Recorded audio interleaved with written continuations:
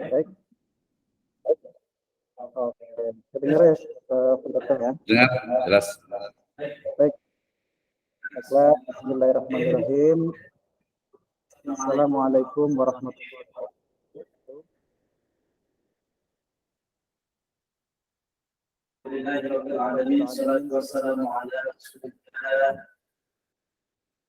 Wa ala alihi wa sahbihi wa man tabi'a millatahu ila yaumil qiyamah.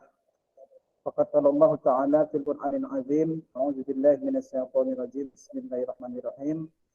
Wal takum minkum ummatun yad'una ilal khair wa ya'muruna bil ma'ruf wa yanhauna 'anil munkar wa ulaika humul muflihun. Amma ba'du, alhamdulillah, binikmatillah sobat Pusmasifah dan sobat PPPM STIT Sirajul Falah yang dirahmati Allah Subhanahu wa taala. Ya, apa kabar semuanya yang bergabung di Google Meet dan juga menyaksikan dari kanal YouTube, insyaallah ya. Semoga dalam keadaan sehat walafiat. Pada judul podcast talkshow kita ya di kesempatan hari ini, temanya luar biasa mengenai guru ya, karena memang guru ini luar biasa ketika diangkat ke permukaan ya, tanpa seorang guru, hadirnya seorang guru tentunya siapapun tidak menjadi apa-apa gitu ya. Masyaallah ya. Alhamdulillah binikmatillah kita berada di forum yang berkati Allah Subhanahu wa taala ini, banyak sekali landasan-landasan motivasi-motivasi bagaimana kita menjadi seorang guru, sosok guru yang kemudian mengabdikan waktunya, mengabdikan perjuangannya itu ya untuk mengubah tingkah laku dari manusia yang sebelum dididik menjadi insan yang terdidik ya, menjadi insan yang mulia sedikit-sedikit hingga menjadi hadith hamam ya, menjadi sesuatu yang meningkat ya, meningkat apa yang tadinya tidak diketahui menjadi berpengetahuan. Luar biasa jasanya seorang guru ini ya. Bahkan dalam keseharian guru ini juga disebut sebagai pahlawan tanpa tanda jasa. Kenapa disebut demikian? Ya karena guru ini kadang tidak terlihat ya. Jadi ketika seorang anak itu terlihat prestasinya, terlihat kecemerlangannya, maka yang disebut itu bukan gurunya, tetapi siapa bapaknya. Gitu kan? Ini luar biasa ya. Ini tapi sebaliknya, apabila anak tersebut mempunyai perangai, mempunyai tingkah laku yang buruk, nah akan ditanya apa gurunya. Gitu kan? Nah, itulah kenapa disebut pahlawan tanpa tanda jasa ya, karena memang sosok ini tidak terlihat ya kan, tidak terlihat sudah mendidik seseorang di kemudian hari nanti gitu ya. Sebutlah sekarang para pemimpin kita ya, yang ada sekarang, maka guru-guru itu akan tersembunyi dari figur tersebut ya.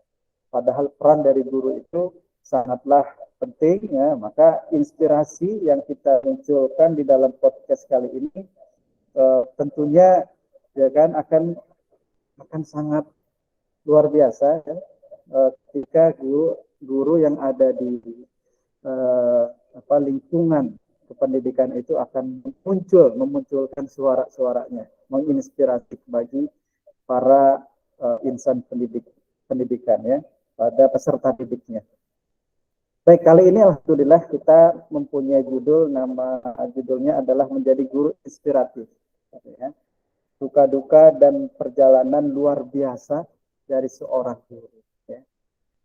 Ini ada sumber yang kita undang, yaitu Bapak Lukman Hidayat SPDI MPD dan juga Bapak Muhammad Toha SPD ya. Ini kita undang bersama ya, semoga dari kedua narasumber kita ya, atau mungkin nanti dari peserta Google Meet ya, mungkin dapat berkesempatan menyampaikan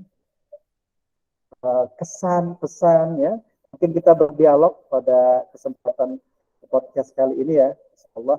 Tapi sebelum itu Nah, ini kita dengarkan sosok seorang guru juga ya, guru dari guru ya, gurunya dari guru kita ya, Bapak Dr. Misno, SE, MH, MI, MH ya. Nah, mungkin dari beliau dapat kita ambil beberapa kesannya. Ya, kita sapa dulu beliau. Assalamualaikum warahmatullahi wabarakatuh, Bapak Dr. Wisnu. Waalaikumsalam warahmatullahi wabarakatuh. Sehat, Kang Rendra? Alhamdulillah, alhamdulillah ya. Ini kita ada di sebuah titik yang biasa Ya, tentang betul. guru. Dan sosok Pak Dr. ini salah satu inspirasi juga nih bagi Insyaallah. Baik, mungkin bisa disampaikan sedikit Pak Dokter tentang guru inspiratif ini ya. Pada saat silakan. Baik, terima kasih. Bismillahirrahmanirrahim. Assalamualaikum warahmatullahi wabarakatuh. Alhamdulillahirabbil alamin. Wassalatu wassalamu ala asrofil anbiya'i wal mursalin habibana wa nabiyyana Muhammadin sallallahu alaihi wasallam wa ala alihi wa ashabihi wa man tabi'ahum bi ihsanin ila yaumiddin wa ba'd. Qala Allah Ta'ala fi kitabihil karim, a'udzu billahi minasyaitonir rajim. Bismillahirrahmanirrahim. Wa 'allama Adamal asma'a kullaha thumma aradahum 'alal malaikati faqala ambiuni bi asma'i haula in kuntum shadiqin fa illam taf'alu wa lan taf'alu fattaqun nar allati waquduhan nas wal hijarah uiddat lil kafirin. Wa qala Rasulullah sallallahu alaihi wasallam yakni fi riwayatin rawahu Muslim, khairukum man ta'allama al-Qur'an wa 'allamahu. Amma ba'd, fa inna asdaqal hadiits kitabullah wa khairal huda Nabi sallallahu alaihi wasallam. Alhamdulillah, syukur kepada Allah Subhanahu wa taala yang telah memberikan kepada kita kenikmatan iman, Islam dan juga ihsan. Kemudian salawat dan salam sama-sama kita panjatkan kepada junjungan alam Habibana wa Nabiyyana wa Sayyidana Muhammadin sallallahu alaihi wasallam, kepada seluruh ahlul baitnya, para sahabatnya, serta orang-orang yang senantiasa mengikuti jejak sunnahnya hingga akhir zaman. Ya, terima kasih Kang Rendra, ya Ustaz Rendra atas jemputan pada kesempatan kali ini ya. Actually hari ini kita ada dialog sebenarnya dengan Pak Ustaz Pak Guru ya Muhammad Toha di Jakarta dan juga Pak Lukman Hidayat. Cuman qadarullah ini masih menunggu beliau. Tadi konfirmasi Pak Lukman Hidayat insya Allah bisa, tapi karena baru pulang dari Jakarta gitu ya. Jadi baru sampai Lampung, jadi agak lumayan ini ya. Oke, kita sambil menunggu. Baik. Ini yang hadir juga alhamdulillah, terima kasih sudah hadir juga. Ya ini diskusi dan juga lebih santai ya terkait dengan bagaimana sebenarnya menjadi guru inspiratif ya. Alhamdulillah di sini ada Umi Karim, ada Ibu Pupun, ada Ibu Siti Marwiyah, tadi ada Ibu Rahmawati juga gitu, dan yang lainnya adalah guru-guru yang sangat luar biasa gitu ya. Jadi hari ini kan Rendra kita kehadiran juga tokoh-tokoh guru-guru yang memang sudah tidak diragukan lagi ya dalam bagaimana menjadi seorang guru yang tentu saja yang bisa digugu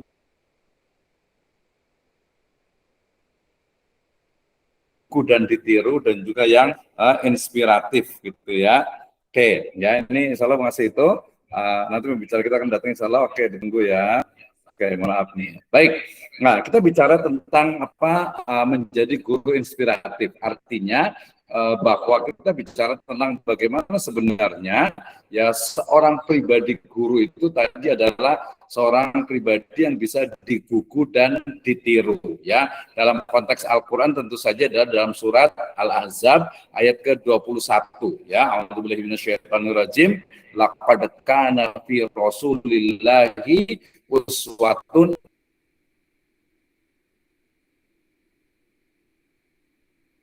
hasanah. sungguh telah ada pada diri Rasul Shallallahu Alaihi Wasallam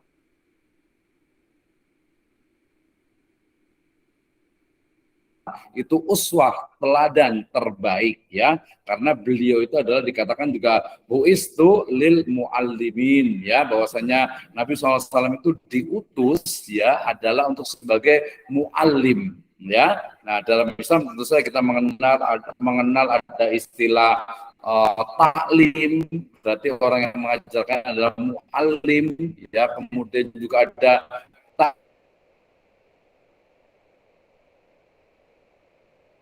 takdib, ya, kemudian juga mungkin kalau di pesantren ada mudorib gitu, ya, kemudian tentu saja ada mudaris, ya, atau bahkan ada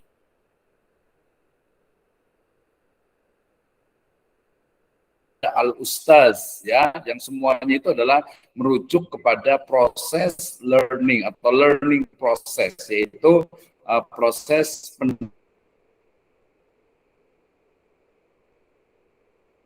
pendidikan dan juga pembelajaran. Nah, yang menarik sebenarnya Kang Rendra terkait dengan menjadi guru inspiratif ini memang biasanya itu pertama mulai dari banyak hal, ya, banyak hal, mulai dari sesuatu yang memang profesi. Kalau menurut saya pribadi nih, ya, yang namanya menjadi guru ataupun dosen gitu, ya, itu memang semacam panggilan jiwa gitu, ya.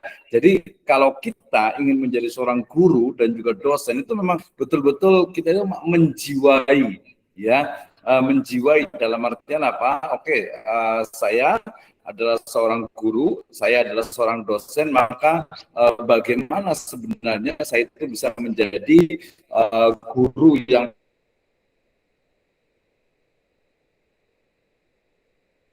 profesional dan juga dosen yang profesional tentu saja gitu, ya. Nah, ini menjadi hal penting. Nggak profesional tentu saja dalam konteks ini saya pahami bisa dua dimensi, ya. Pertama adalah dimensi bisa disebut dengan duniawiyah, ya. Yang kedua adalah dimensi ukhrawi, ya, atau ukhrawiyah gitu, ya. Nah, dimensi keduniaan itu biasa bersifat yang profesional dalam konteks sebagai sebuah profesi. Ya, saya yakin nih di sini semuanya rata-rata guru itu sudah mendapatkan sertifikasi guru. Saya kebetulan tahun 2008, ya, 2007 2008 alhamdulillah lulus juga untuk sertifikasi guru, ya. Kemudian di tahun 2010 2011 saya juga lulus untuk sertifikasi dosen, ya, sehingga kemudian akhirnya karena suruh memilih, akhirnya saya memilih untuk sertifikasi dosen sampai sekarang ini. Ya, artinya kalau kita bicara tentang guru inspiratif, berarti pertama sekali adalah didasarkan kepada profesionalisme dan juga skill yang ada pada diri kita, ya. Nah, ini menjadi hal penting nih Kang Rendra ketika bicara tentang skill ataupun kemampuan gitu, ya, yang harus dimiliki oleh seorang guru, ya, ataupun dosen. Ini kita bisa breakdown, kita bisa detailkan banyak sekali, ya. Tapi kalau di perguruan tinggi biasanya ya dua. Yang pertama adalah speaking, ya. Yang kedua adalah writing. Ya, speaking berarti bicara tentang bagaimana seorang guru itu wajib untuk menguasai teori-teori tentang komunikasi.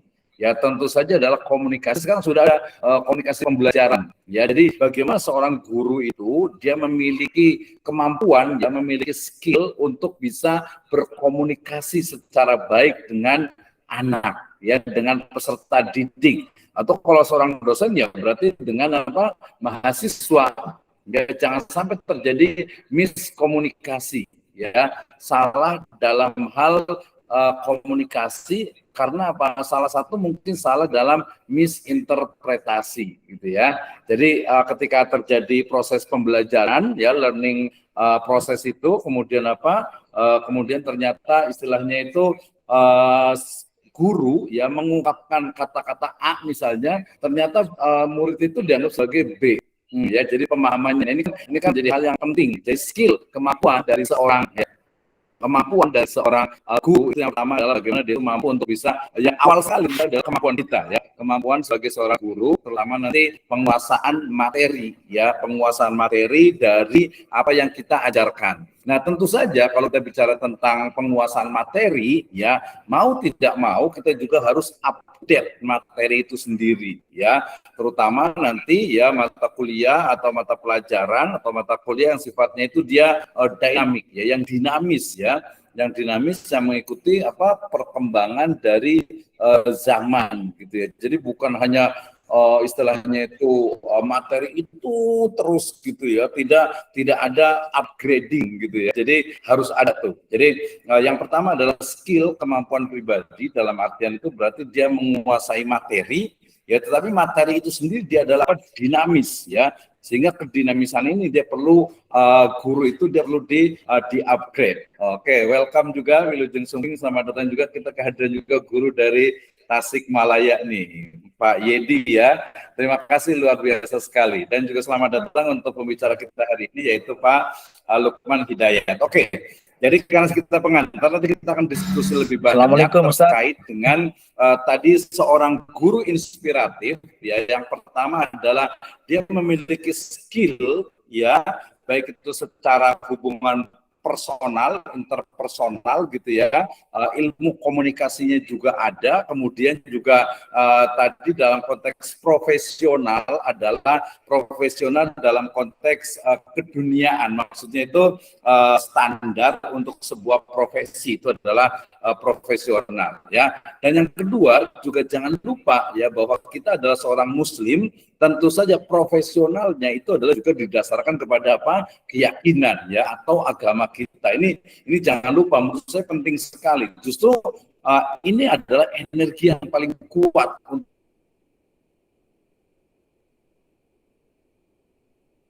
bagaimana kita itu ya mampu untuk menjadi apa, seorang pribadi, seorang guru ataupun dosen yang menginspirasi ya. Ini penting nih Kang Rendra nih ya. Jadi bagaimana seorang guru ataupun dosen ya, dia pertama memiliki kemampuan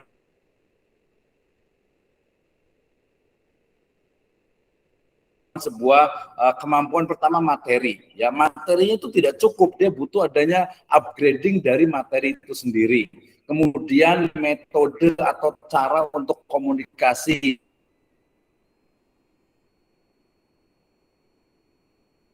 menyampaikan gitu ya. Nah setelah itu ya baru kita kembangkan lagi ke dalam konteks profesionalisme yang lainnya sebagai seorang guru. Nah dari sini kemudian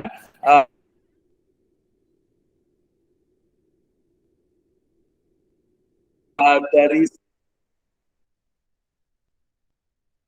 nanti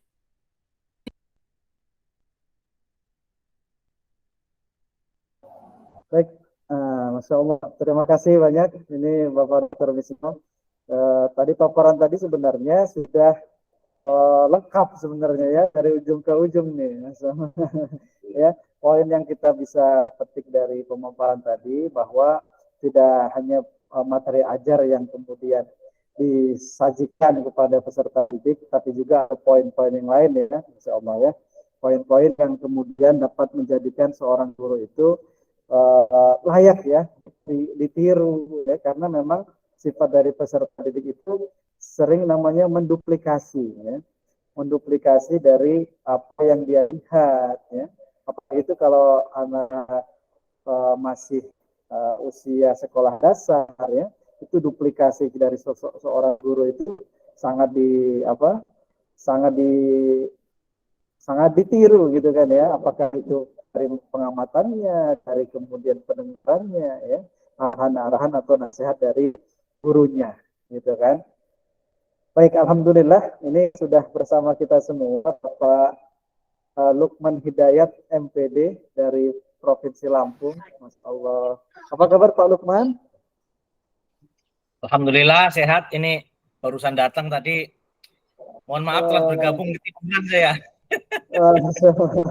Baik, baik, Masya Allah. Iya. Baru bangun ini. Alhamdulillah. Memang perjalanan jauh ya tadi dari Jakarta ke Lampung ya. Baik, alhamdulillah. Ya. Sekarang sampai di Lampung, ya siap ya menebarkan inspirasi kepada. Insya Allah siap.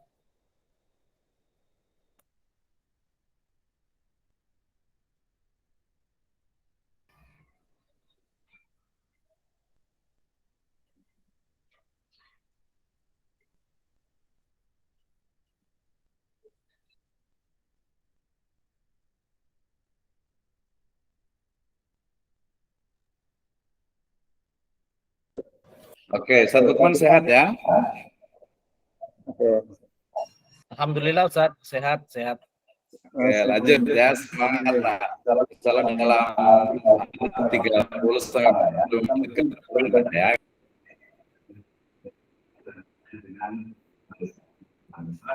Kita mungkin lebih banyak ngobrol sih ya dengan Kang Rendra juga, dengan saya, dengan Ustaz Lukman. Silakan ke Ustaz Rendra. Silakan memperkenalkan diri kali ya. Memperkenalkan diri dari Bapak Lukman Hidayat dan kegiatan-kegiatannya selama ini yang sudah dijalankan. Saya lebih perkenalkan diri kali ya. 2 menit aja. Saya lebih dekat dengan pemirsa Pusna Sifa. Silakan.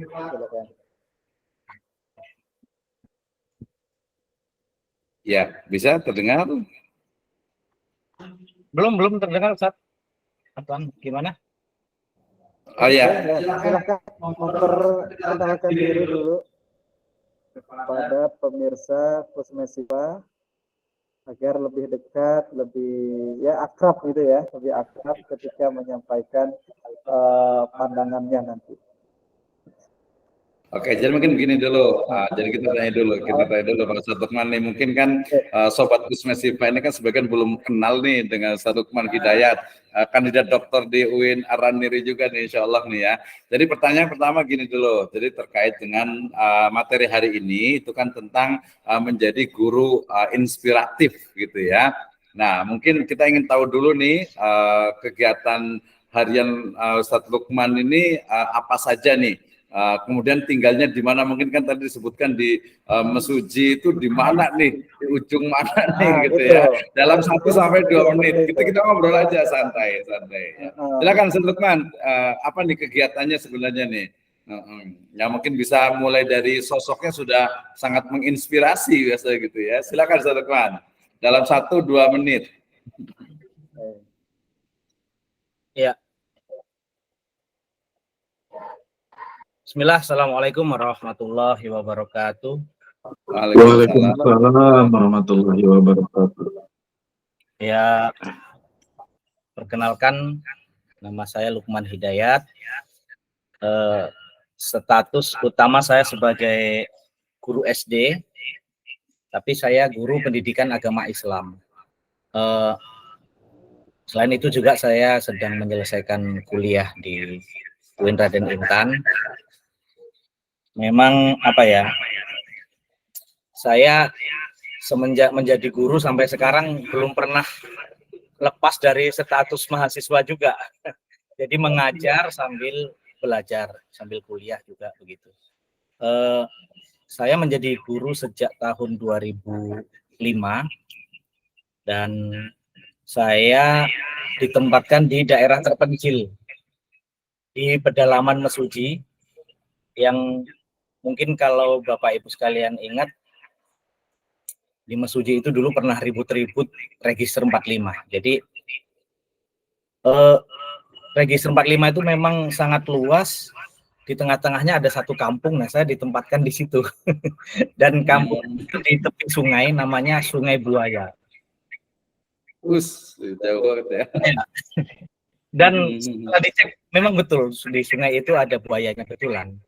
Tapi memang yang masyarakat setempat itu bisa dikatakan masyarakat adat. Bahkan kampung itu lebih tua daripada Kabupaten Mesuji itu sendiri. Maka walaupun sekarang keberadaannya sangat terpencil, tapi masyarakat di situ sangat dihargai karena dianggap sebagai kampung yang paling tua. Nah, memang ada beberapa hal yang menarik ya kalau ketika saya mengajar di situ, di mana kampung itu kalau hujan, Ustadz, kalau hujan itu kita sulit untuk masuk ke sana. Oh. Terkadang guru yang ada di sana sudah mengcover. Jadi, Pak, hujan, kira-kira bisa masuk enggak? Memang kondisi nanti akan saya share ininya ya, apa foto-foto di sana ketika hujan. Berarti bisa ini ya, ada asisten gurunya berarti ya. Kemudian ini, yang saya sangat kaget waktu itu dulu kan ada ujian nasional. Nah kalau nggak masuk kan nggak lulus kalau tidak mengikuti ujian nasional. Tapi anak di sana itu santai saja gitu. Kalau ujian nasional mereka nggak masuk, kita nyusul ke rumah, Ustadz. Atau jemput berarti ya? Kita jemput di rumah. Si A, si B ini nggak berangkat, kita jemput di rumah. Mereka seolah-olah, loh, kamu nanti kalau nggak lulus gimana ya? Ya biar saja. Jadi kita jemput, kita rayu-rayu gitu. Jadi jangankan kita memikirkan bagaimana mereka bisa menjawab pertanyaan demi pertanyaan yang diujikan atau tidak gitu. Mereka mau hadir saja kita sudah sangat senang sekali. Ya. Dan saya ditempatkan di situ selama 10 tahun. 10 tahun. Jadi sangat 10 tahun itu saya merasa di situ itu sangat terpaksa sebetulnya, Ustaz. Jadi ada unsur terpaksa juga gitu ya, menderita ya, gitu ya. Seperti betul-betul diuji begitu. Alhamdulillah dari tahun di situ ditugaskan sejak tahun 2009, saya mengajukan pindah berkali-kali, akhirnya tahun 2019 saya baru disetujui. 10 tahun ya. 10 tahun. Nah, kemudian saya dipindahkan yang saya anggap itu daerah yang lumayan lebih baik dari SD yang sebelumnya. Yang mana SD yang pertama itu namanya SD 1 Mesuji Timur itu jaraknya 54 km dari rumah saya. Mantap. Ikut termasuk daerah 3T. Nah, kemudian 10 tahun kemudian, tahun 2019 saya dipindah di sebuah SD namanya SD 19 Weserdang sampai sekarang. Itu 28 km dari rumah saya. Dan ternyata sekitar 4 bulan saya bertugas di sana, SD itu mendapatkan dana BOS afirmasi. Dana BOS afirmasi artinya apa? SD tempat saya mengajar yang sekarang itu termasuk kategori 3T juga. Jadi ya, tapi jadi 3T semuanya rata-rata ya. Oke. Ya, daerah 3T semua. Jadi ya. Oke, menarik Ustaz Lukman nih. Ini ya, Ustaz Rendra ya, ketika bicara tentang tadi guru nih, mungkin ada pertanyaan yang menarik nih dari awal nih. Kira-kira Ustaz Lukman ini apakah memang sejak awal nih ingin cita-citanya itu untuk menjadi guru atau seperti apa nih? Gitu ya, cita-cita awal pengen jadi guru atau mungkin yang lainnya gitu. Karena saya lihat nanti kita juga akan bicara juga nih Kang Rendra, beliau itu juga seorang ini nih pengusaha nih ya, pengusaha herbal juga nih. Ya, masih jualan herbal di Menara Herbal kalau nggak salah gitu. Jadi guru, tadi kan kita mau guru yang entrepreneur sebenarnya itu. Tapi sebelum itu kita ini dulu ya, mungkin kalau kemarin ada dari teman juga, Pak Toha itu cerita itu katanya dia itu kenapa menjadi guru, karena sejak dia itu dibesarkan di panti asuhan itu, ketika melihat guru tuh dia tuh senang gitu ya, melihat guru pakai seragam gitu ya, kemudian juga ketika bermain juga dia bermainnya selalu bermain peran itu juga menjadi guru, jadi akhirnya terpatri sampai sekarang itu lebih dari 20 tahun itu menjadi guru. Jadi memang dari kecil nih. Kalau Ustaz Lukman sendiri kayak gimana nih sebenarnya nih untuk gurunya nih? Nanti silakan ke Kang Rendra nih. Silakan Ustaz Lukman. Kayak gimana nih, cita-cita dari kecil atau gimana waktu mau jadi guru ini? Iya. Jadi saya ini ketika kecil pernah ditanya memang cita-cita menjadi apa? Menjadi guru. Ya. Menjadi guru memang cita-cita, tetapi dia masih pelin-pelan ya. Terkadang saya ingin menjadi tentara begitu. Dan cita-cita itu sebetulnya masih ada sampai sekarang bahwa saya juga ingin menjadi tentara. Nah, kemudian gini, Ustaz, 2005 saya kelas 3 SMA. Pada waktu itu kan di era kepemimpinan Pak SBY ya. Jadi saya lihat mahasiswa demo-demo itu, wah kayaknya heroik betul gitu kan. Wah saya mau kuliah di ini jurusan ilmu hukum atau ilmu politik. Nanti saya akan jadi aktivis, kerjaannya demo-demo begitu. Nah, kemudian ketika lulus, ternyata saya tidak punya pilihan lain. Saya tidak punya pilihan lain karena keterbatasan biaya dari orang tua. Itulah yang menggiring saya tersesat ke jalan yang benar. Jadi artinya saya diajak teman. Iya, betul. Saya diajak teman untuk kuliah. Di situ tidak ada pilihan lain, hanya D2 PAI. D2 Pendidikan Agama Islam. Calon guru pendidikan agama Islam. Pada waktu itu saya, wah, kalau mau jadi guru, kesukaan saya ingin jadi guru sejarah, Ustaz. Guru sejarah. Pokoknya bagus, suka sejarah kayak saya berarti itu. Ya. Atau guru tata negara, kan dulu di SMA IPS kan ada ya pelajaran tata negara. Nggak tahu sekarang masih ada tidak.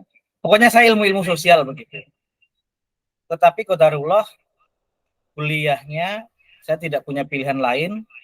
Saya harus memilih D2 PAI dan itu pun kelas karyawan, Ustaz. Jadi saya kuliah Sabtu Ahad. Nah, itulah yang akhirnya membuat saya ketika lulus dari D2 PAI ada tes CPNSD dan qadarullah saya diterima, Ustaz. Ya. Jadi dari situlah saya menjadi guru agama. Nah, kemudian saya lanjut S1 karena harus linear. Tadinya saya udah mau berbelok. Saya mau jadi guru IPS, guru sejarah, atau guru tata negara. Saya udah mau berbelok. S1-nya saya nggak mau ambil PAI. Kata dosen-dosen kata teman-teman juga, sayang sekali nggak linear nanti, katanya begitu.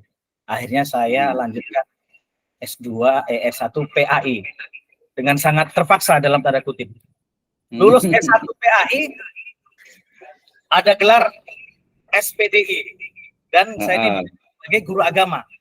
Maka oleh masyarakat itu dianggapnya pinter agama, begitu. Sarjana pendidikan agama Islam pasti pinter. Akhirnya didatangi, dikasih buku khutbah Jumat. Mas Lukman, tolong bantu isi khutbah Jumat. Dari situ akhirnya saya belajar gitu ya, terus mulai memberanikan diri untuk maju sebagai khotib Jumat. Kemudian bulan Ramadan disuruh kultum, udahlah pokoknya tetangga sekitar ini nganggapnya saya ini pinter gitu aja. Maka dari situ Ustaz, saya banyak belajar. Kita buka internet ya, dulu eranya belum YouTube, belum seperti sekarang ya. Jadi kita cari-cari artikel gitu kan untuk bahan khutbah, bahan ceramah, bahan kultum. Nah, dari situlah akhirnya sekarang saya begitu menjiwai profesi guru pendidikan agama Islam ini. Kalau boleh saya sharing Ustadz, tadi kan mungkin ini ya, ada hal yang menarik di tugas saya ya.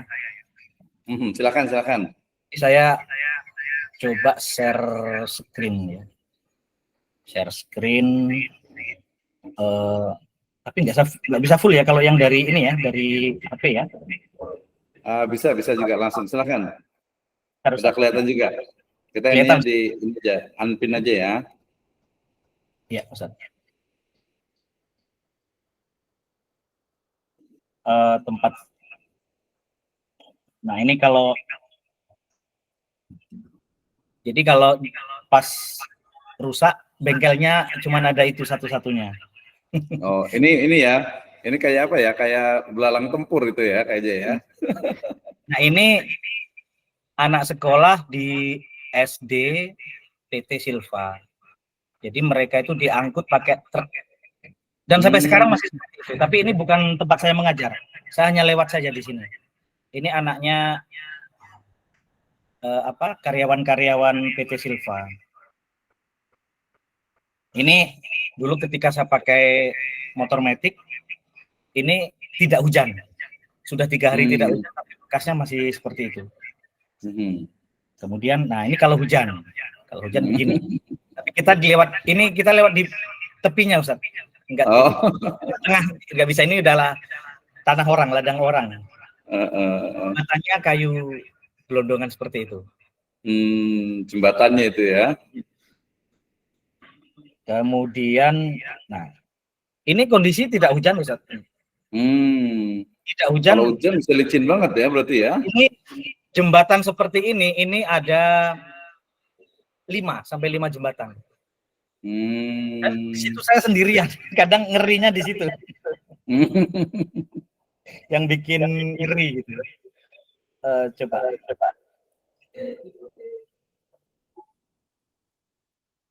Bentar, ada lagi. Nah, ini sekolah tempat saya mengajar, ini ketika ujian nasional tahun 2017.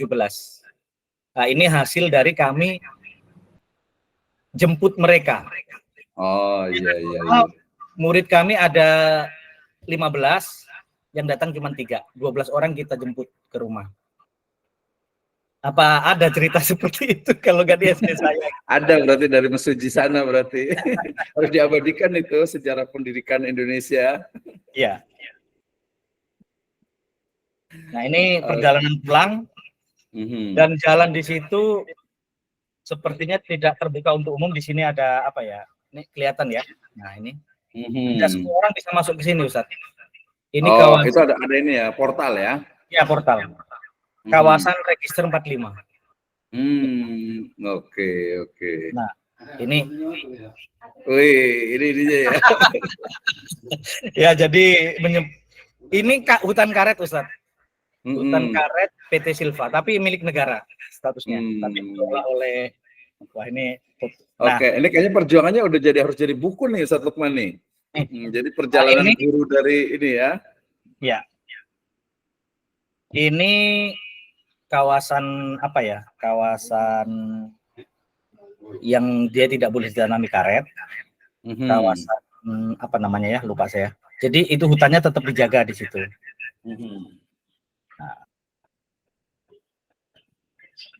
Nah, ini namanya Kanal Buaya. Ada buayanya betulan, bukan hanya namanya, ada betul. Oh, memang ada buayanya ya. Memang makanya orang nggak boleh berenang. Ini sendiri, Ustaz, ini 54 km. Saya itu yang bikin ngeri itu di situ tidak ada rumah, tidak ada apa. Ini memang kawasan hutan. Ini kawasan konservasi. Ini jalur lintas satwa dan memang betul ada. Oh, ada nyebrang gitu satwanya ya. Kadang ayam hutan nyebrang rombongan gitu ya. Kemudian monyet. Nah, monyet diberani kita bawa apa di bintik. Saya bawa di bintik. Nggak tahu kalau monyet itu pinter mereka. Jadi cocok ini jadi fotografer sekalian ini makanya ini. Bentar. Nah, ini kadang kalau pengen foto-foto sendiri, aduh ini bukan ya. Oke. Luar biasa Lukman nih. Nih Ustaz. Ini jalannya ya. Saya rusak, saya pakai motor Beat. Ini jalan seperti ini tidak hujan, Ustaz. Ini hujannya sudah 2 atau 3 hari yang lalu, tapi jalannya masih ini sampai. Nah, kalau seperti ini kadang kita mau lewat mana gitu jalannya. Lewat tengah gitu ya, terpaksa ya, jalan tengah ya. Ya, tapi itu bannya nggak bisa maju, nggak bisa mundur. Karena itu bekas motor trail gitu ya. Motor trail, jadi kita kalau pakai motor matic ya gitu, gantung dia. Kalau ini udah sirotol mustaqim itu ya. Ini bentar Ustaz, ada ini yang tadi ya. Ada satu lagi Ustaz, bentar, yang sangat menarik. Lihat Ustaz, ini tidak hujan. Kalau musim hujan itu kayu-kayu itu tidak kelihatan kalau musim hujan. Iya betul. Bentar Ustaz ya, ada Oke. yang masih ingin saya tunjukkan berkaitan dengan ini ya. Tugas di situ. Bentar Ustaz ya, saya minta waktu bentar nih. Oke, jadi banyak sekali ya pengalamannya ininya ya. Tapi saya kurang juga banyak mengabadikan Ustaz. Nah, ini gambarannya ya. Kalau posisi tidak hujan seperti ini Ustaz. Itu karet kanan kiri karet. Kita yang bikin saya ngeri itu sendiri di situ. Sendiri ya kan, takut ada orang jahat atau apa gitu. Iya, betul. Ini namanya Alaska. Alas karet. Alaska ya, alas karet ya. Nah, ini itu kan masih ada tanggalnya 18 April 2018. Ya. 5 tahun yang lalu ya berarti ya. Ya, itu 1 tahun sebelum saya pindah Ustaz. Bentar. Ada mana ya Ustaz ya yang sering saya pakai di. Nah, ini musim kemarau. Pas ada yang motoin ya, saya pas nggak sendiri, ada yang motoin.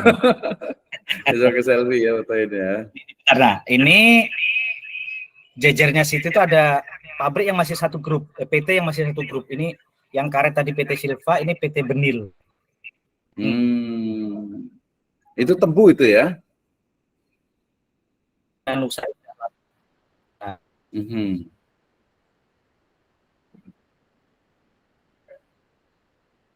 Kan tebu, karena mereka masih satu grup.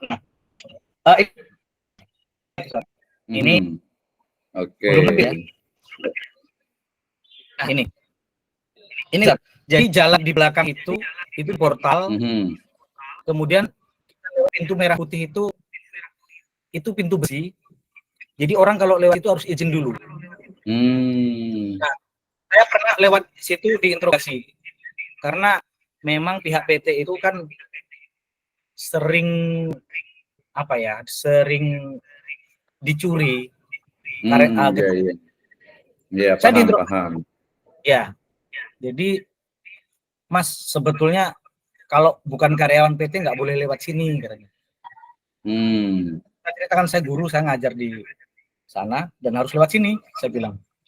Nah, itu hanya kebaikan kami saja Mas, yang bukan karyawan PT Silva boleh lewat katanya. Ini milik negara atau bukan? Saya bilang gitu. Ini negara. Saya mas satpamnya, saya sempat berdebat. Ini tanah negara atau tanah PT Mas? Saya bilang, ini tanah negara loh, bukan tanah PT. Ya, bisa sampean bilang begitu gitu. Jadi kadang saya merasa di situ seolah-olah sudah bukan NKRI lagi. Kali itu digembok Ustaz. Digembok, yang pegang kuncinya bukan satpamnya. Yang pegang kuncinya yang punya PT, panggilannya Mister. Mister. Dia orang Malaysia. Jadi masyarakat setempat termasuk murid-murid saya yang kalau mau keluar bawa mobil lewat situ nggak bisa. Diblokir, nggak bisa lewat situ, nggak boleh. Jalannya muter berarti kali mungkin ya, bukan jalan umum lah dianggapnya ya. Kalau itu sama-sama negara juga ya. Ya, muter lewat portal yang itu tadi Ustaz. Lewat portal tadi. Portal yang pertama saya tunjukkan tadi. Nah, ini sebagian jalan juga yang harus saya lewati seperti ini. Luar biasa sekali deh. Uji nyali ya berarti ya. Nyali Ustaz. Ini berarti ini ya, ini perjalanannya berarti ya, belum sampai di tempat ini ya. Ini ada satu lagi Ustaz, menuju sekolah. Ini ada satu murid saya namanya Anges. Jadi dia ini kan ke arah selatan ya. kita itu ke arah barat, sekolah kita di arah barat. Kalau pulang saya ke arah timur, tapi di pertigaan dia mau ke arah selatan. Ini jarak dari rumah dia itu 6-7 kilo lah. Dia jalan kaki. Tanggal 18 Agustus 2018, pokoknya dia selalu saya bonceng sampai pertigaan dia jalan kaki.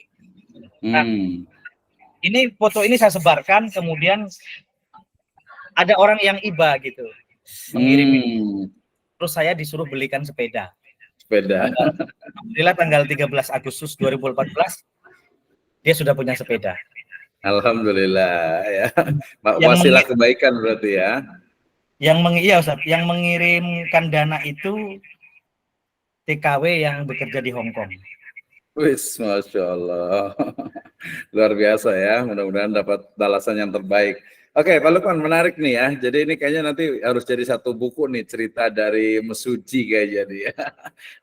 Nah, tadi kan mungkin cerita di perjalanannya, Ustaz Lukman nih. Yang berikutnya mungkin kita pengen tahu nih, ini yang menyaksikan juga ada guru ya, ini ada yang dari Tasikmalaya, Pak Yedi Ruspendi, terima kasih. Ya, kemudian juga ada beberapa mahasiswa di program magister yang ya faktanya adalah memang seorang guru. Tadi mungkin pertanyaan saya ini Pak Lukman, jadi seperti apa sih sebenarnya karakter dari siswa-siswa yang ada di sana? Tadi perjalanannya kita udah paham tuh, berarti belum sampai saja udah perjuangannya itu ini ya, apa namanya, bertaruh nyawa gitu ya.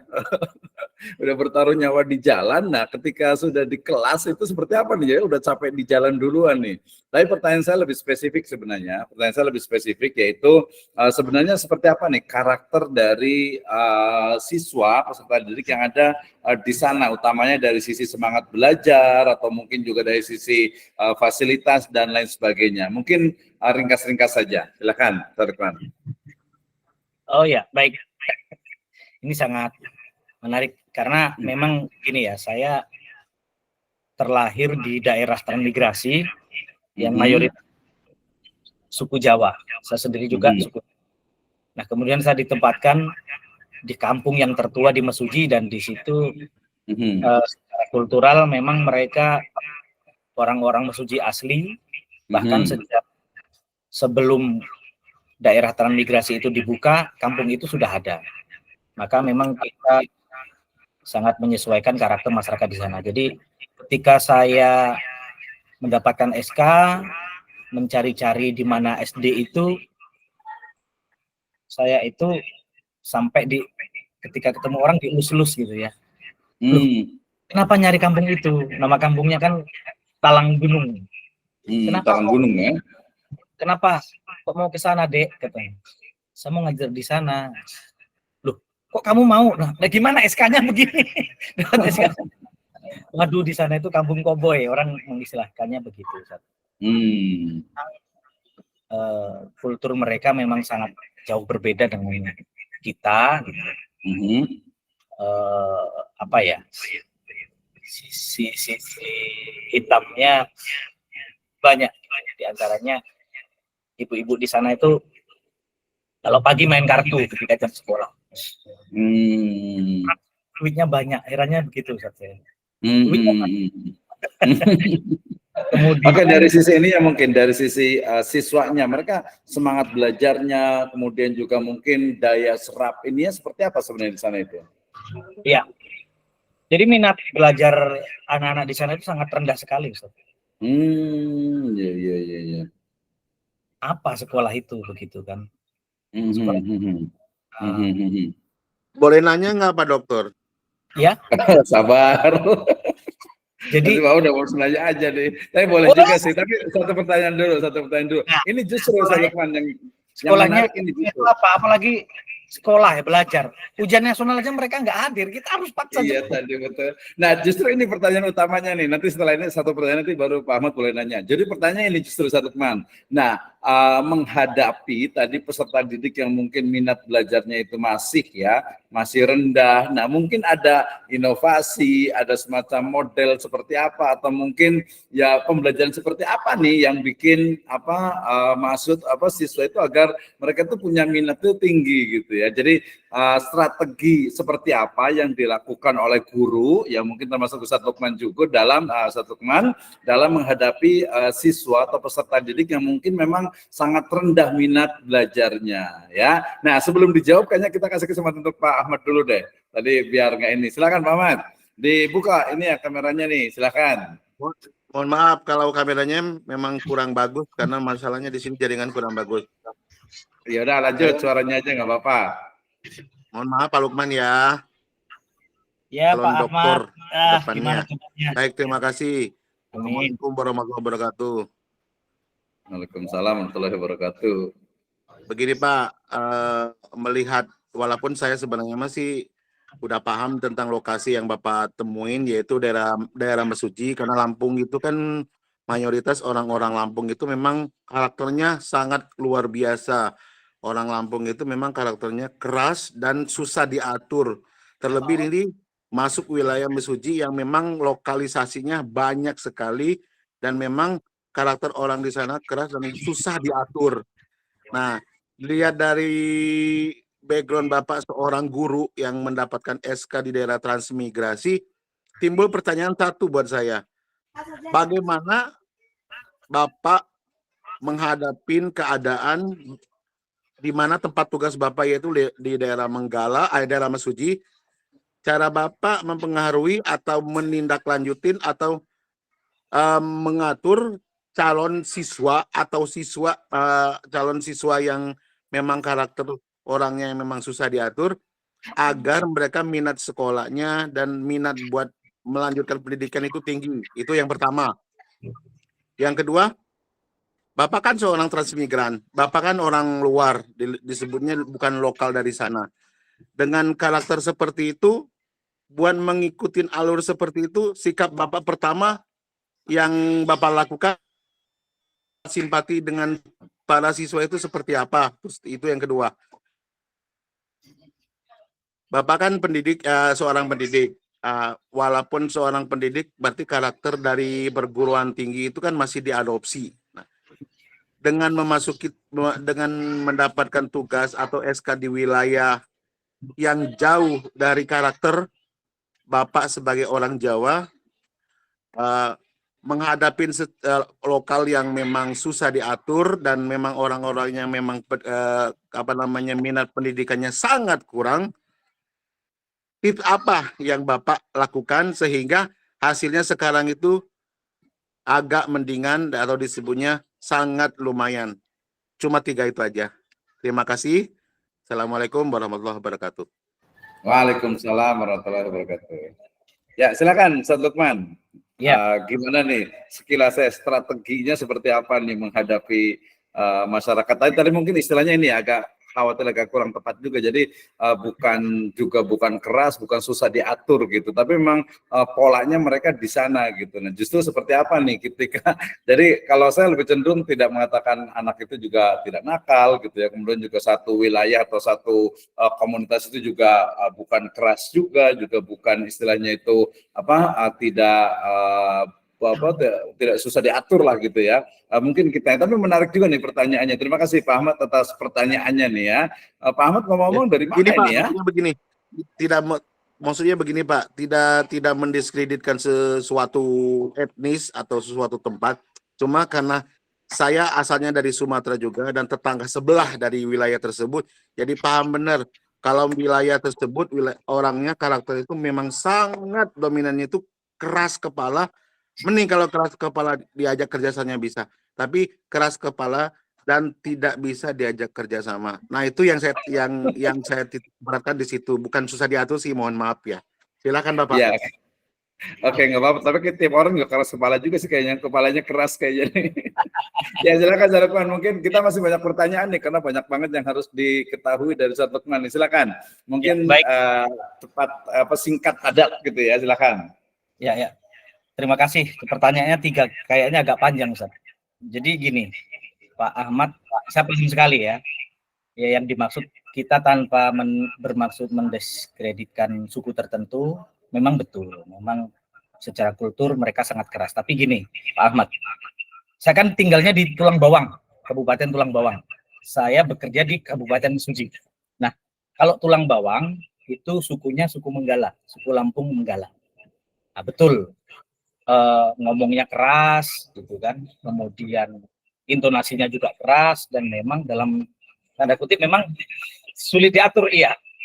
Kemudian kalau suku Mesuji, perkataannya seperti logat perkataannya seperti orang Melayu, tapi yang nggak jauh beda.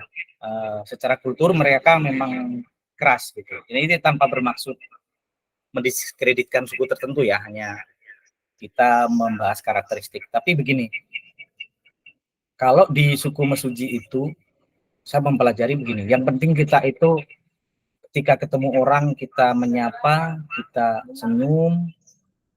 Jangan sampai ketemu orang tuh, orang di sana ketemu suku asli kita tidak menyapa. Nah, kalau di Menggala itu beda. Kadang di Menggala itu suku tulang bawang itu gampang-gampang susah, Ustaz. Jadi kita ini terlalu ramah, kadang disepelekan gitu. Kita ini terlalu galak, bisa celaka. Jadi susah. Tapi kalau di Mesuji enak. Kita yang penting ramah, sopan, orang sana senang. Bahkan gini Ustaz, saya sering orang nggak kenal, yang penting label saya adalah sebagai guru yang mengajar anak-anak mereka. Saya ketemu di jalan itu ketika mengalami tadi, misalnya motor saya pernah jatuh, ini masuk kali seperti ini, ketahuan oleh mereka orang tua murid itu ditolong, udah kau diem baik di situ, bahasanya begitu. Kau diem baik di situ. Kau diem baik Pak Guru. Biar aku aja yang ngangkat. Nah, ini saya lama-lama itu yang tadinya memang orang-orang luar menganggap kamu hati-hati dengan keselamatan kamu Mas, Dek. Kamu ngajar di sana orangnya keras-keras. Dan memang ini Ustaz, karena memang daerahnya terisolir, jarang terjangkau. Hampir tiap rumah punya pistol rakitan. Itu bukan rahasia lagi di situ. Yang bikin saya merinding begitu. Hampir setiap rakitan. Dan ini bukan isapan jempol, betul mereka punya. Nah, tapi mereka itu kuncinya kalau di Mesuji yang penting kita itu ramah, kita itu baik, selesai urusan. Jadi saya sering motor saya berapa kali diangkat gitu oleh mereka, dibantu. Gitu. Nah,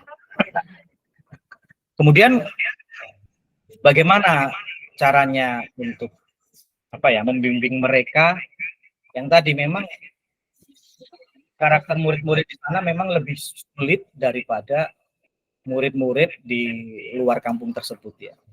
Murid-murid yang ada di ibu kota kecamatan misalnya atau di ibu kota kabupaten kan mereka lebih heterogen. Mereka campur, ada suku Jawa, ada Padang, ada Batak gitu ya. Kemudian ada suku Mesuji juga. Jadi kita lebih mudah kalau di daerah luar yang muridnya heterogen. Tapi kalau di daerah Talang Batu itu, di Mesuji itu, bagaimana biar anak itu nurut sama kita? Ada satu hal yang menarik bahwa mereka itu senakal apapun mereka akan hormat sama guru. Itu prinsip itu dipegang teguh oleh suku Mesuji. Jadi mereka itu sangat hormat kepada guru. Tapi yang penting gurunya itu yang penting gurunya juga gurunya nggak aneh-aneh. Yang penting gurunya baik. Mereka nurut kok. Tetapi memang saya tidak berani galak sama sekali di sana. Prinsipnya hanya tuturi handayani ya. Itu memang prinsip sangat berlaku di mana-mana, tuturi handayani. Pak Guru, aku nggak masuk Pak Guru, aku besok mau nangkap ikan, mereka di pinggir sungai nanti. Nah, saya bilang nangkap ikan kan bisa bakar. Aku Pak Guru, nggak bisa, aku harus ikut. Nah, akhirnya saya bilang begini, kalau nangkap ikan sampai siang nggak? Bahkan sampai sore Pak Guru. Nah, kamu nangkepnya pulang sekolah saja. Boleh nanti, tapi setelah pulang sekolah gitu. Akhirnya mereka mau. Jadi mereka kalau pas musim banjir, pas banyak ikan, tidak pada masuk muridnya Ustaz.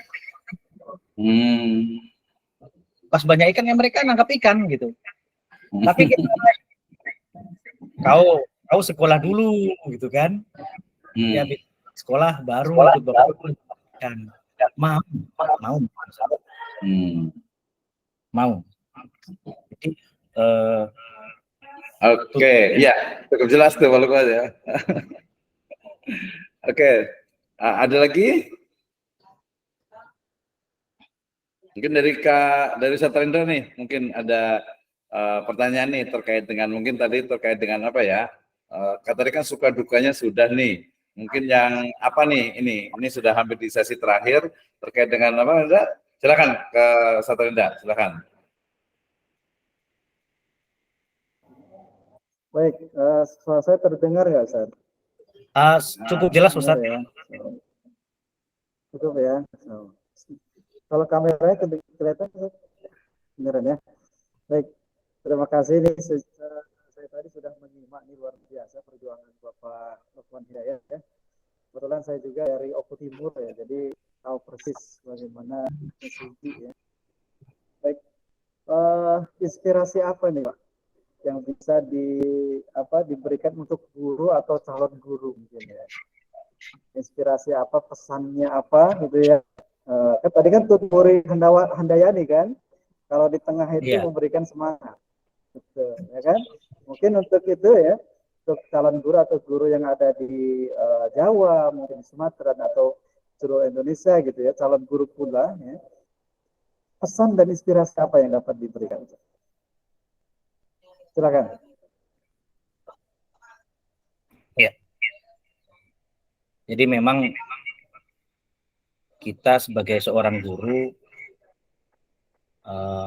jangan hanya mencari zona nyaman, tetapi ketika kita mendapatkan tantangan baru, misalnya kita harus mengajar di tempat yang jauh dari tempat tinggal kita, kemudian juga jauh dari kata-kata nyaman, begitu.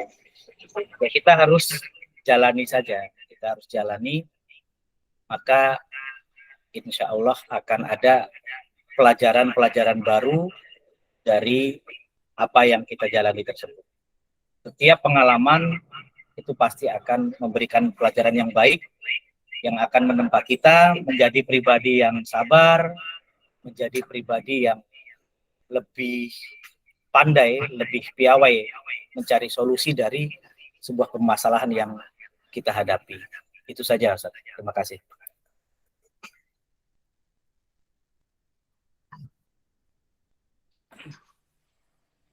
Kemudian memang ini saya tambahkan ya, kalau gimana Ustaz? Ya, nanti Bu Rahmawati ada yang mau bertanya, boleh yang bertanya dulu aja. Silakan Bu Rahmawati.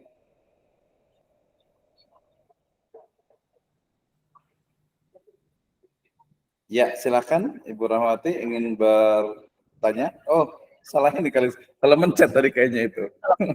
Kadang kalau belum begitu familiar dengan Google Meet itu suka kepencet kalau pakai HP itu. Ya. Ini Ustaz. Oke, kita lanjut dulu ke Pak Ustaz Lukman nih. Jadi tadi tambahannya mungkin mohon maaf kepotong. Oh iya. Ya, jadi kita itu kalau ambil nyamannya aja kan ya udahlah, ngapain lah. Saya sempat mau resign Ustaz jadi guru. No, sempat juga ya, wajar manusiawi sih. Kadang di tengah hutan karet itu saya nangis gitu. Nggak bisa saya pungkiri, saya nangis. Nah ini di tengah hutan karet, ini namanya aja jembatan buaya.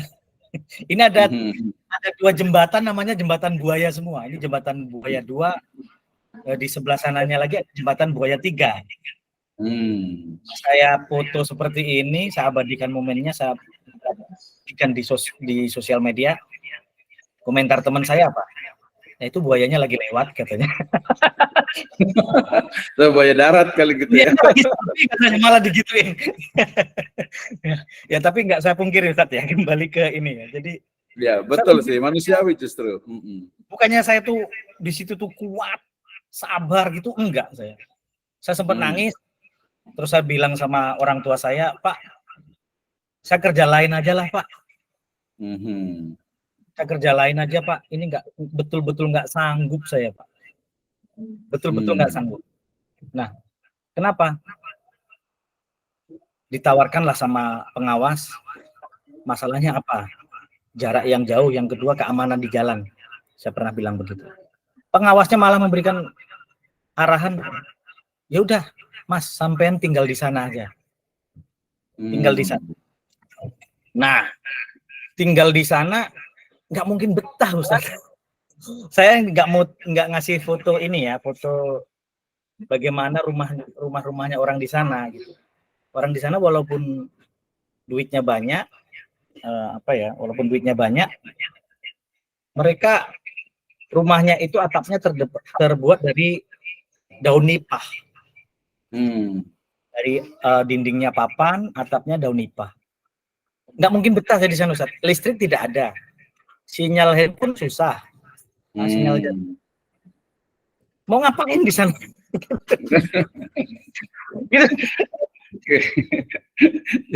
Luar biasa ya. Ini yang menginspirasinya seperti itu Pak Lukman. Justru namanya tadi kalau saya lebih cenderung memang ya jujur, artinya dalam arti itu ya memang ya manusiawi lah tadi ya, ketika tidak juga bukan manusia besi juga yang artinya itu tidak ini sama sekali, pasti mengeluh, menangis sebagainya. Ini ada Bu Rahmawati sudah hadir kembali, mungkin kita kasih kesempatan lah ya untuk mungkin berkomentar atau apa. Silakan Ibu Rahmawati Farudin. Ya, Assalamualaikum warahmatullahi wabarakatuh. Waalaikumsalam warahmatullahi wabarakatuh.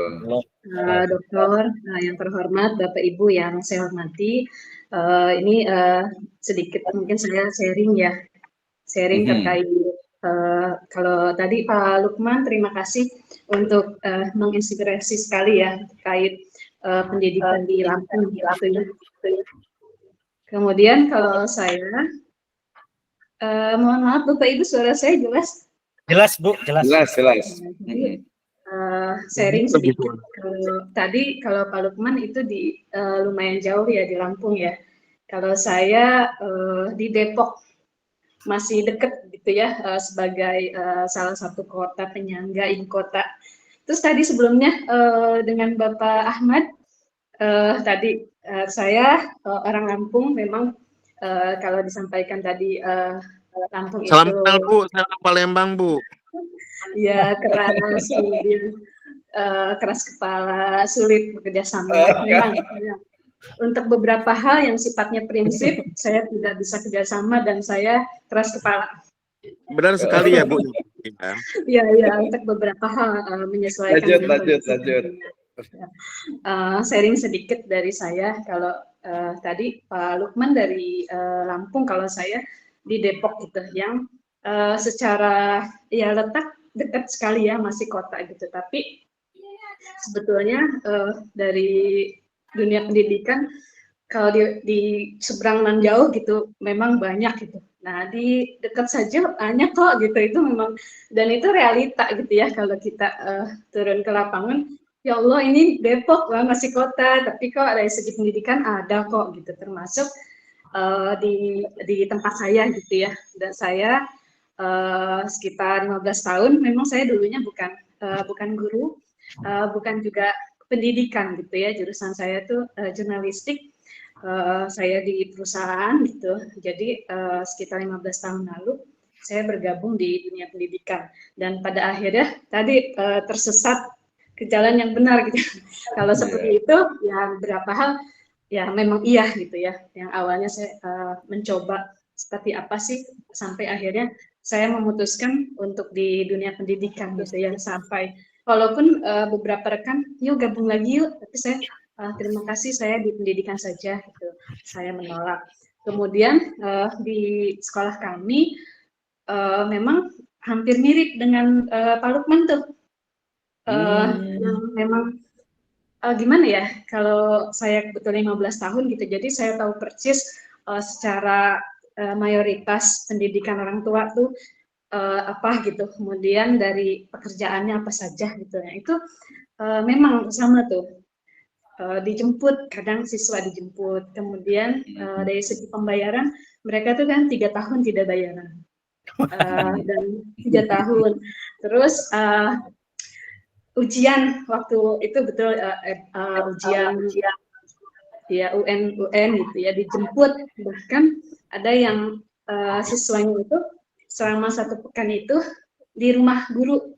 Jadi supaya anak ini tidak pergi, tidak kabur bahasanya.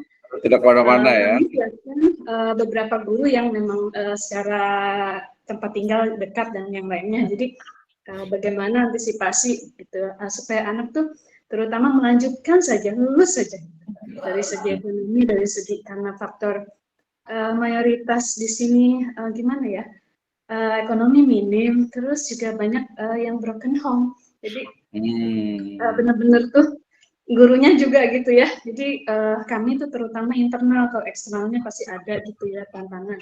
Nah di internalnya bagaimana terutama di gurunya dulu supaya mereka tuh mempunyai persepsi yang sama terhadap pendidikan, bahwa ya kita di sini ada untuk mereka, itu tanamkan itu. Kemudian di siswanya dijemput awal-awalnya, jadi bagaimana strategi supaya anak ini senang di sekolah, kemudian senang dulu sama gurunya, pelan-pelan gimana caranya siswa ini senang sama gurunya, kemudian bertahap ke pelajarannya apa gitu, dan seterusnya kami di sekolah ini membuat kegiatan-kegiatan bagaimana anak tuh senang di sekolah dulu sampai dengan ke pelajaran gitu, kegiatannya diaktifkan sesuai dengan bakat minat mereka gitu. Jadi kan kalau di kurikulum merdeka terutama ya, bahwa diagnosis awal itu penting gitu ya, memetakan anak ini gaya belajarnya, oh anak ini tipenya seperti ini. Nah kami ekskulnya menyesuaikan itu, mengakomodir dari siswanya. Tapi yang terpenting gurunya itu bikin nyaman, siswa itu dibikin nyaman sama guru sama di sekolah gitu. Kemudian juga karena siswa kami itu banyak yang kurang ya, jadi kadang guru tuh mungkin gimana ya, kalau tapi ini realita ya termasuk saya gitu, guru itu tidak gajian 3 bulan.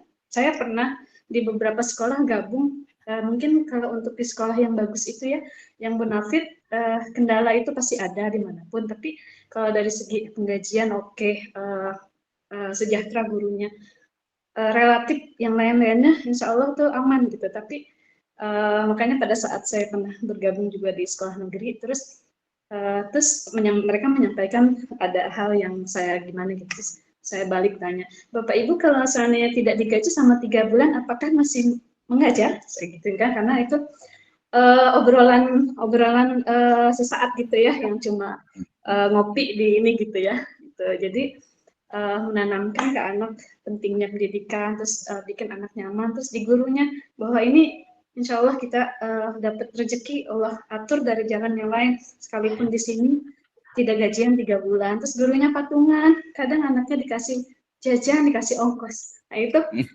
sharing dari sekolah kami. Terima kasih Pak Lukman, Bapak Ibu semua, Pak Dokter. Assalamualaikum.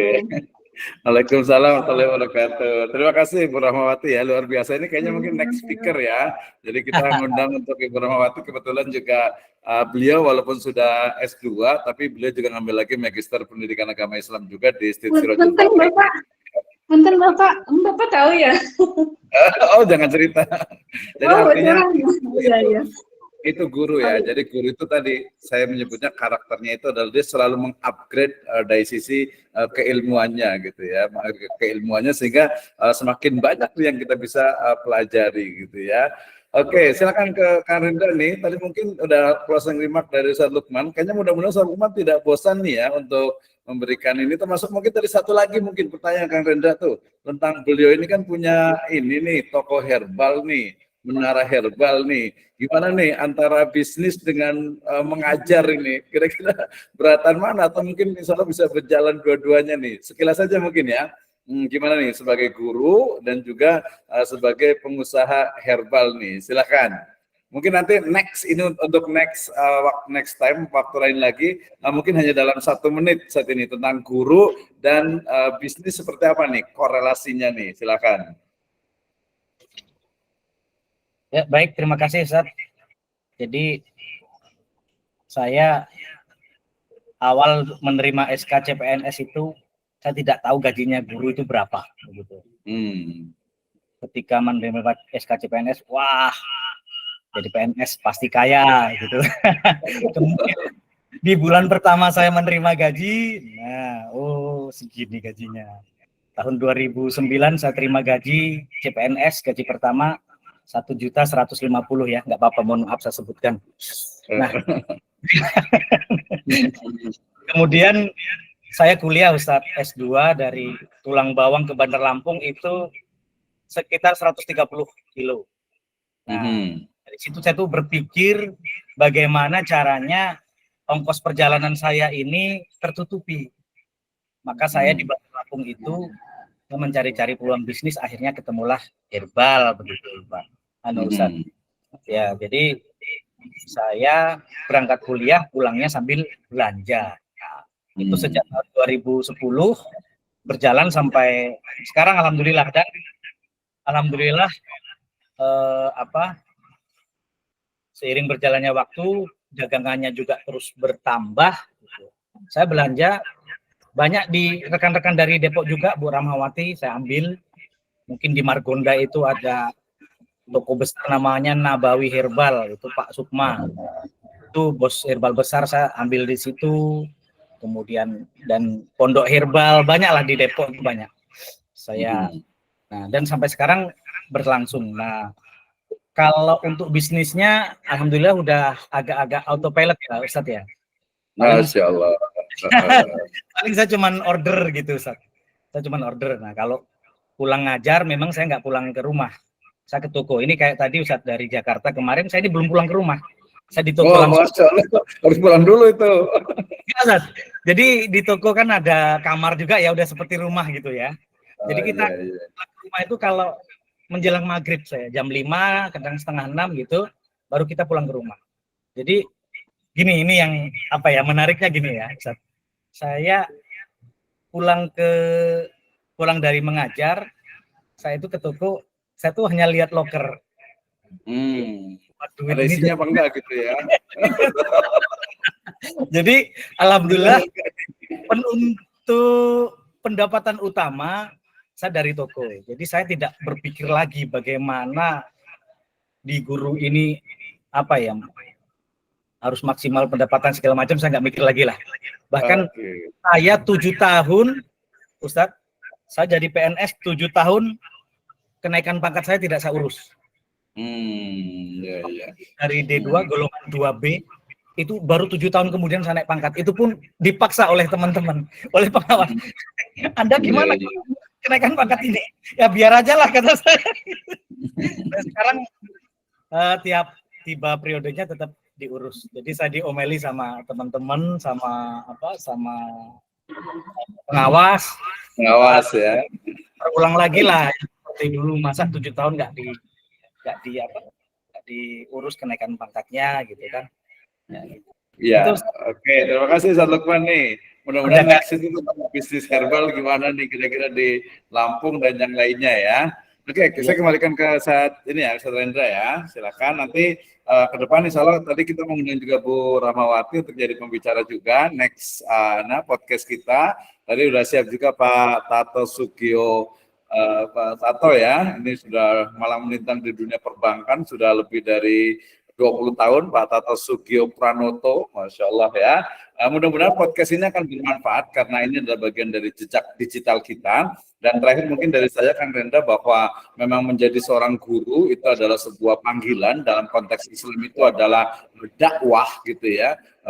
Jadi waman ahsan qaulan mimman da'a ilallah, dan mad'u kita adalah ya siswa kita, peserta didik kita dan mahasiswa kita, sehingga kemudian mengajar itu adalah bagian dari dakwah, dan dakwah tentu saja harus ikhlas lillahi azza wa jalla dan juga ittiba'ur rasul. Itu insyaallah pahala, kemudian juga mungkin ya materi itu juga insyaallah akan didapatkan. Terkait dengan dilema antara mengajar dengan berbisnis itu insyaallah next time. Mudah-mudahan Ustaz Lukman bisa lagi, siap lagi untuk gabung di podcast kita ini. Kemudian juga nanti Bu Rahmawati, Pak Tato, dan juga yang lainnya. Tadi Pak Ahmad juga nih, yang dari Palembang nih. Harus ini nih biar kita seluruh Indonesia. Tadi yang menginspirasi juga saya ingin mungkin ke depan Kang Rendra kayaknya guru mungkin dari pedalaman kita undang. Betul, saya banyak teman di NTT gitu ya. Dulu santri saya itu banyak sekali dari ND, dari NTT, dari Alor, dari Papua. Itu kayaknya kita bisa undang juga deh untuk bahwa kita adalah negara kesatuan Republik Indonesia, termasuk juga yang ada di Pulau Sebatik di Kalimantan Utara juga, Kaltara sampai ke Maluku sana juga ada insya Allah. Ya, saya kembalikan ke Kang Rendra, silakan. Baik. Alhamdulillah, ini saya kebagian akhirnya ini. Baik ya, mungkin untuk tadi ide gagasan tentang podcast dengan guru-guru ini menarik nih Prof ya. Bisa membuat pusat studi yang baru ya. Ya, pusat studi yang memang khusus mengenai pendidikan gitu ya. Karena kalau dikaitkan dengan ekonomi syariah kayaknya rada bentrok nih ilmunya gitu ya. Baik, dari saya mungkin karena tadi sudah dari awal dipandu oleh saya, kita bisa akhiri podcast pusat studi ekonomi syariah, muamalah dan ekonomi syariah Sirajul Falah ya. Mudah-mudahan di podcast kali ini dapat memberikan wawasan mengenai guru, menginspirasi semua insan kependidikan, baik itu yang ada di bagian barat Indonesia maupun di bagian timur paling ujung ya di Merauke maupun dimanapun berada. Podcast kita ini bisa menjangkau bersiaran kemana saja insya Allah. Halo Mbak. Seperti itu, Assalamualaikum warahmatullahi wabarakatuh. Waalaikumsalam warahmatullahi wabarakatuh. Ya, Pak semuanya, Bu Rahmawati, Pak Tato, Pak Ahmad.